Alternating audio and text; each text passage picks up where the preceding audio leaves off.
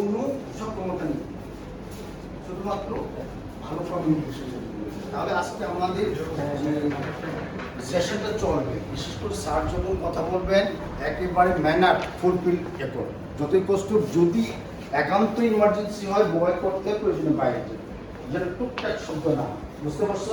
কারণ তোমাদের তো অবশ্যই আলটিমেটলি আরো ভালো ঋণ নিতে পারতেছেন বা বিনিয়োগ করতে পারতেছেন। আরেকটা বড় কাজ যেটা ব্যাংকের মাধ্যমে হয়, হ্যাঁ, আমরা যারা বাইরে যে বলি কি বলি, তাদেরকে বলি রেমিটেন্স যোদ্ধা।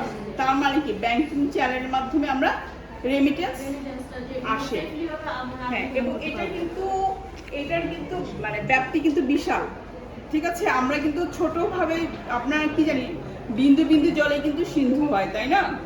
আমার স্টুডেন্ট যে লোনটা বাংলাদেশে কিন্তু অনেক ব্যাংক আছে স্টুডেন্ট লোন দেয়, হ্যাঁ, সেখানে আপনারা যেমন জাপানে যাইলেও কিন্তু আমি দেখছি 18 লাখ 19 লাখ টাকা একটা লোন করে দেয়। সেই লোনগুলোর দেখবেন আপনি ইন্টারেস্ট রেট অনেক বেশি। দেখা গেছে যে আপনার টাকায় এরা আবার আপনাকে ফিক্সড ডিপোজিট করে আপনাকে সলভেন্সি দেখায়, বুঝছেন? আমি জাপানে অনেক ক্ষেত্রে এগুলো দেখছি। সেটার জন্য কিন্তু একটা ফি নেই, আর এটা একটা লোন। আর এই 8% 9% যেটা করা, এই ইন্টারেস্ট রেটটা করা ধরেন আজ থেকে সে 10 বছর আগে, বুঝছেন? বড় পাওনা। তো তাহলে তোমাদেরকে আমি নির্দেশনা দিচ্ছি এক সুন্দর স্যাররা যেন গিয়েও পরে ফোন দিয়ে বলেন আমাকে, তো যাবে স্যার আপনার ছেলেরা তো আসলে ভালো, একটু পাইলে আমি সন্তুষ্ট হব।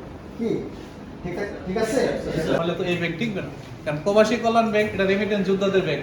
কিন্তু আপনি যদি সেই মান মর্যাদা না রাখেন, আর যদি সে সিনেমার মতো যে সিনেমায় যেন পুলিশে ঘুষ করে দেখায় যে প্রবাসী কল্যাণের সমস্যার কারণে আমরা টাকা ফেরত দিই না, এটা কোনো যুক্তি না।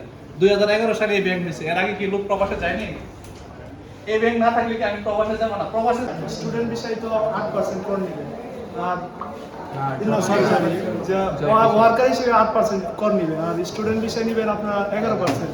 কারণ ওয়ার্কারেরা তো এর আগে কাজ করলে ওরা দিবে 8%, আর যারা স্টুডেন্ট এরা তো পড়াশোনা করবে, এরা তো আর্ন করতে পারবে না, তো ওরা কেন 11% দিবে? এরা ওনাদেরকে আরো কম দিতে হবে, তাহলে এইটা একটা ইয়ে হয়, সুবিধা হয়। কেমন আমাদের জন্য ধার্য করে দিয়েছে যে আমাদেরকে এই বছর 16টা এরকম ফিনান্সিয়াল লিটারেসি প্রোগ্রাম করতে হবে।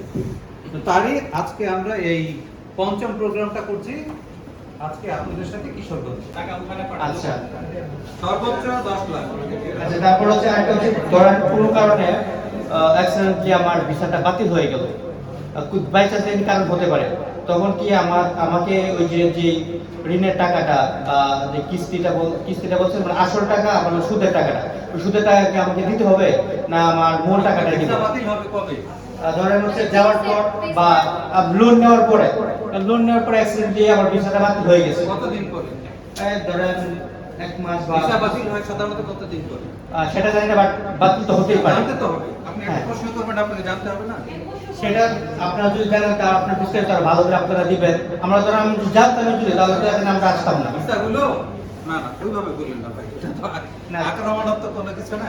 তাহলে আমি এই যদি কিছু মনে না করেন তাহলে, কারণ আপনার আমি এই যদি জানতাম আমি সহজ ভাষায় বলতেছি।